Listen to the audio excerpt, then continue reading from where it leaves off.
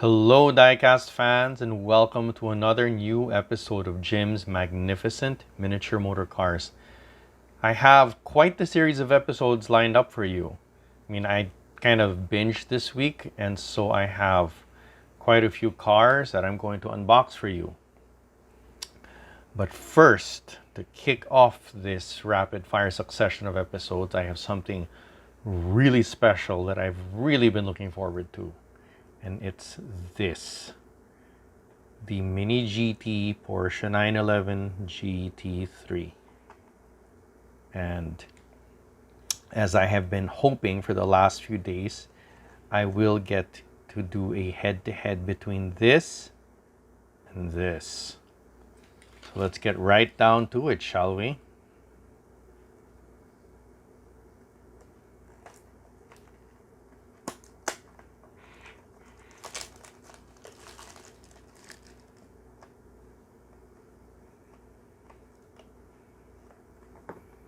I don't know if you can tell from where you are, but I am really freaking excited.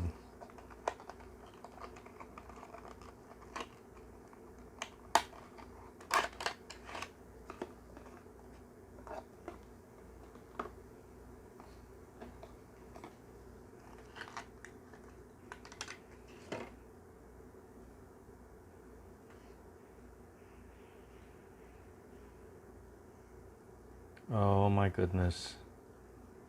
Would you look at that?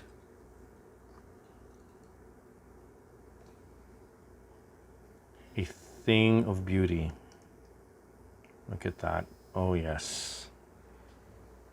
Everything I hoped for from this car. Utterly beautiful. It is utterly beautiful. It truly is a magnificent miniature motor car. And now, the moment many of you may have been waiting for, the head-to-head between the two Porsche 911 GT3s.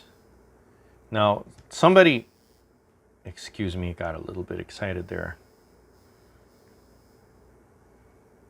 Somebody else did a very nice video, don't know who, but basically showcasing the differences between these two cars. It's very nice, scored with some very nice lively music. So here you got the Minichamps, here you got the Mini GT. All right, so how do we compare them? All right, so the Minichamps has quite a bit going for it in the finer detail, in particular the spoiler struts. Okay, and it also has, well, these brake discs, which when you think about it, aren't so much of a plus considering that there are no brake calipers.